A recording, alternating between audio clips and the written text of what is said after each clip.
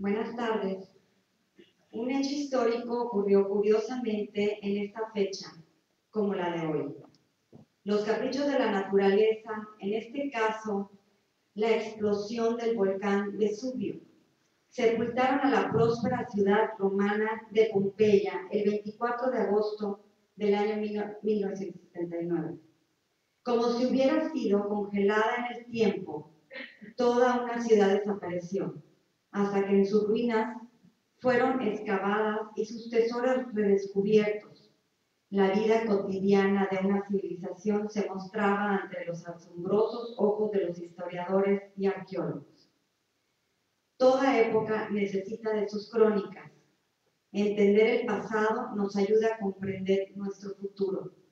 La historia de Pompeya revela tiempos lejanos que cobran vida en nuestro presente.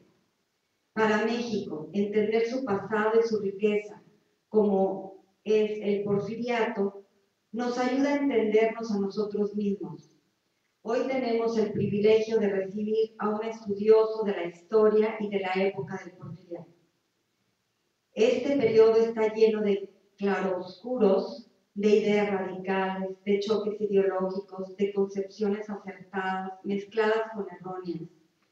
Para el periódico El Mañana es importante impulsar el conocimiento, labor que realiza estupendamente la Universidad Chamiyú, que hoy nos recibe y que agradecemos siempre su apoyo, como al Centro Binacional.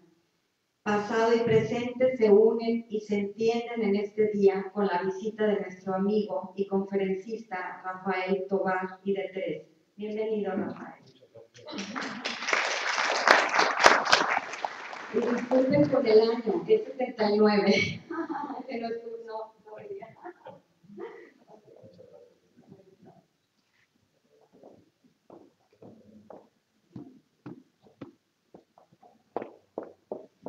Pues así como se refería Ninfa a la destrucción de Pompeya ese 24 de agosto a la 1 de la tarde del año 79, que lo narra Plinio el Joven, señalando que desde el día anterior en el Vesubio empezaban a darse estertores que acabarían con una ciudad y con un mundo muy importante para el Imperio Romano. Del mismo modo que fue apareciendo a partir del siglo XVIII, pues ahora trataré yo de rescatar, de sacar, de hacer un cierto trabajo arqueológico con lo que para muchos es una época ya muy lejana, que es la época de Porfirio Díaz, pero que es un momento absolutamente fundamental en la historia de México. Bueno, dicho esto, en primer lugar quisiera agradecer yo la invitación al periódico El Mañana, particularmente al entusiasmo y a la atención y cuidado personal. De veras, estoy muy agradecido con Ninfa Cantú por el modo tan cálido en que ha preparado esta visita y esta presencia de un servidor en esta ciudad de Laredo. En segundo lugar, quisiera yo agradecer la presencia del señor rector de la universidad, espacio único en la cultura tejana que permite que un ámbito de esta importancia pueda sembrar el interés no solo por México, sino por su historia. Quisiera también agradecer la presencia del señor cónsul de México en Laredo por su entusiasta trabajo en esta región y su disposición por siempre apoyar las tareas de la difusión de la cultura mexicana, al Centro Binacional y al Instituto Mexicano de la Cultura. El tema que yo quisiera platicar con ustedes esta tarde es un tema tan amplio, tan vasto, tan confuso a veces y finalmente tan polémico, que es la etapa de Porfirio Díaz. Porfirio Díaz es un personaje que siempre lo queremos ver bueno, más bien se nos ha hecho ver durante el siglo XX como una figura del propio siglo XX que explica el antecedente de la revolución y a partir de este hecho hacer los juicios que posteriormente darán legitimidad a los gobiernos y al poder político del siglo XX. Cuando en realidad Porfirio Díaz para mí es el último eslabón de una larga cadena de personajes y de circunstancias que forjaron el siglo XIX y que culminan con él iniciándose desde la independencia de México.